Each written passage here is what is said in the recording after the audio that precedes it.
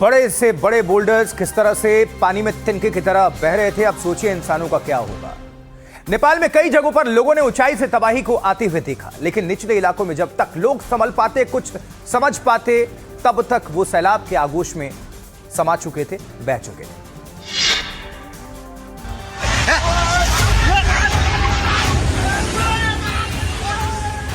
नेपाल के रासुबा में जब नदी का शांत पानी उफनते सैलाब में तब्दील हुआ तो सामने आई मौत की प्रचंड लहर।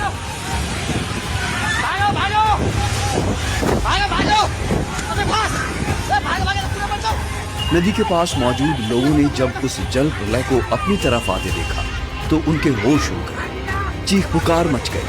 हर कोई चिल्ला रहा था, भागो भागो, पीछे हटो।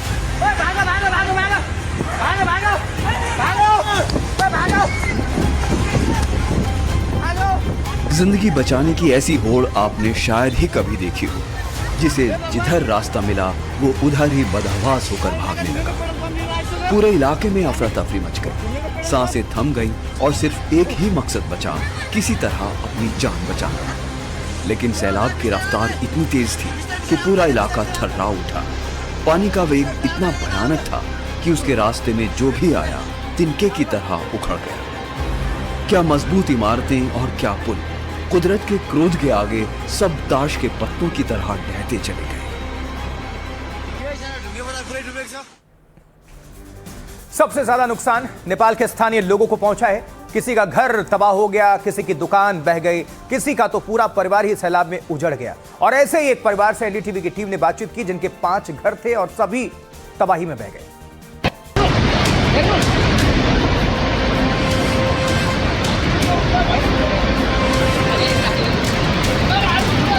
अब कुछ भी नहीं है, सिर्फ ये पहना हुआ ये है, उसके बाद ये है, खाने के लिए कुछ भी नहीं है।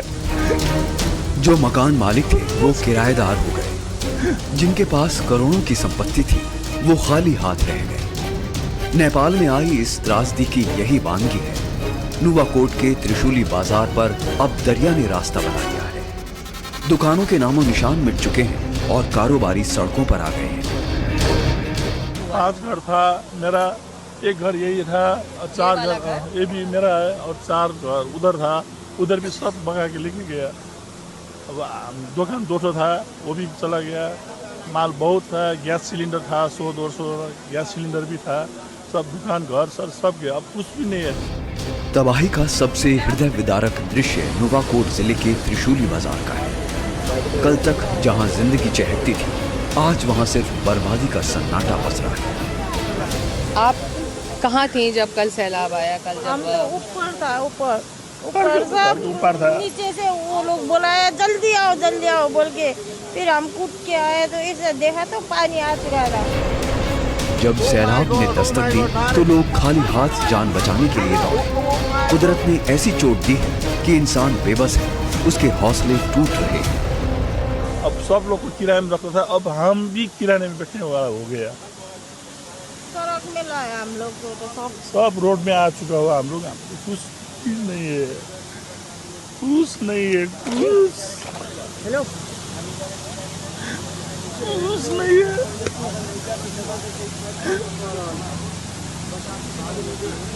क्या करें कि सुसाइड करने पड़ेगा।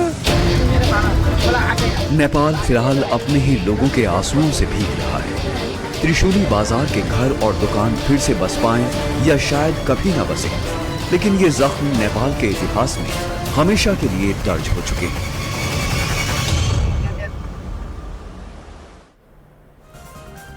नेपाल में तबाही की नई नई तस्वीर आ रही है। नेपाल के डेरी घाट के क्या हालात हैं, बता रही हैं हमारी सहयोगी सिक्का देव।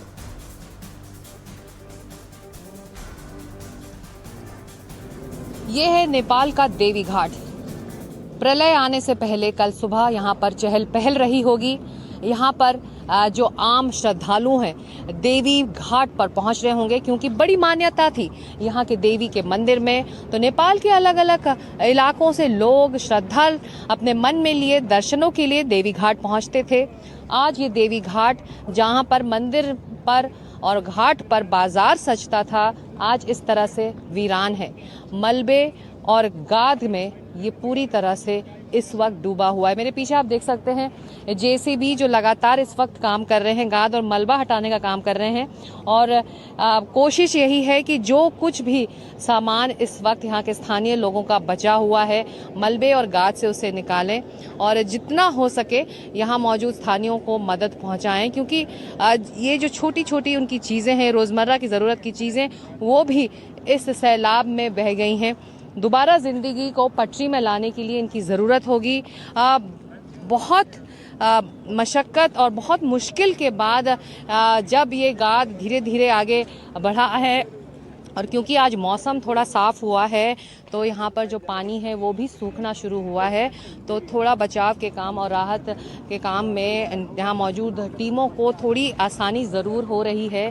लेकिन जिस हालत में इस वक्त देवी घाट है उससे ये अंदाज़ा लगाया जा सकता है कि कल जब फ्लैश फ्लड के बाद यहाँ सैलाब पहुँचा तो क्या हाल हुआ होगा, कितने लोगों को ये साथ बहा कर ले गया होगा। बहुमंजिला इमारतें देखिए, पहली दूसरी मंजिल तक ये गाद आ चुका है और पूरी तरह से सबमर्ज्ड है, डूबे हुए हैं ये बिल्डिंग्स।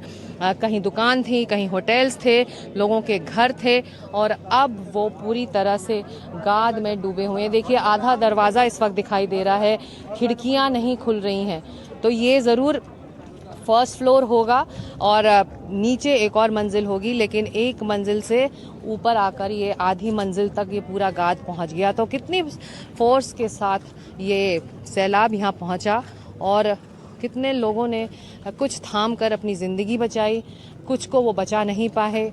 इस वक्त सबसे बड़ा दुख यही है, देवी घाट जो एक बड़ा आस्था का केंद्र था नेपाल में, वो इस हाल में है इस वक्त। उजड़े हुए इस देवी घाट से कैमरा पर्सन पूजा आर्या के साथ सिकता देव, एनडीटीवी इंडिया के लिए। देखिए अब जल्दी से यह समझ लीजिए कि नेपाल में आई इस तबाही की शुरुआत कहां से हुई है। यह हम आपको एक्सक्लूसिव तौर पर बता रहे हैं। कैसे, देखिए जरा, नेशनल रिमोट सेंसिंग सेंटर की तस्वीरों के जरिए ये अब आप समझिए। भोटेकोशी नदी के अपर कैचमेंट में ये वो इलाका, लेकिन ये आपको हम समझाएं उसके पहले ये जरा तस्वीर है, उस पर हम नजर डाल लेते हैं। ये तस्वीर देखिए जरा पहले, ये एरियल शॉट है, ड्रोन की तस्वीरें हैं, ड्रोन से ली गई हुई। क्या स्थिति है इस वक्त आप देखिए, हर तरफ बाढ़, कीचड़, गाद।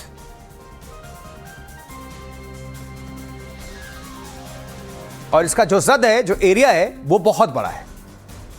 ये जो नेपाल में तबाही मची है उसका ये ड्रोन शॉट लिया गया है।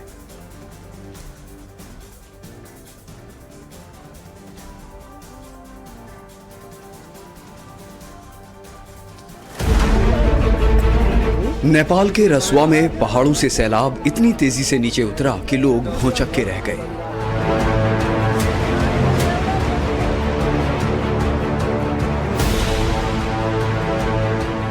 इस इलाके में ऐसी तबाही शायद ही पहले कभी देखी हो।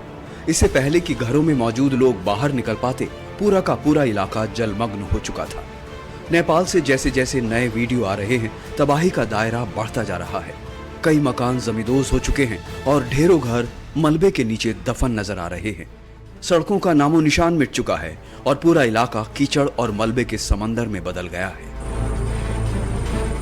हालात इतने बदतर हैं कि जमीन के रास्ते मदद पहुंचाना नामुमकिन साबित हो रहा है। ऐसे में रेस्क्यू टीमें प्रभावित इलाकों में हेलीकॉप्टर से पहुंच रही हैं और लोगों को वहां से निकालकर अस्पताल पहुंचा रही है।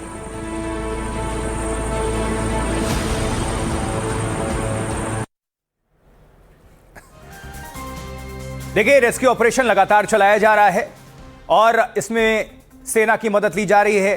स्थानीय लोग भी बढ़ चढ़कर हिस्सा ले रहे हैं। बहुतों का तो सब कुछ उजड़ गया, जैसे कि थोड़ी देर पहले आपको हमने सुनाया भी। जो कभी करोड़पति हुआ करता था, जो मकान मालिक हुआ करता था, वो खुद भी किराएदार हो चुका है और बहुत परेशान है।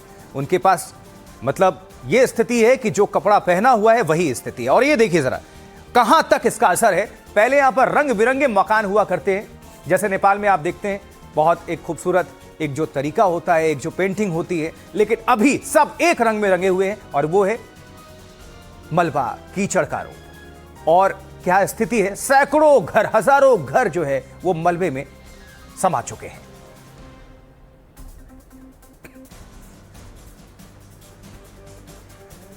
तो तिब्बत से आए सैलाब के रास्ते में जो कुछ भी आया वो या तो अपने साथ लेकर गया, पानी में खींच ले गया, मलबे के नीचे या तो सभी नेपाल के भोटी-कोशी नदी के रास्ते आई तबाही रास्ते में किसी को नहीं बख्शा। जो रास्ते में आया उजड़ता चला। दुःखको दिन फेरि सुरु भएको छ। जोगीको दुःखको दिन फेरि सुरु भयो। बिजुली अवरुद्ध, पुल अवरुद्ध। ऊंचे पहाड़ों से उतरा मटमेला पानी इतने उफान पर था कि नदी के ऊपर बने पुलों की मजबूती उसकी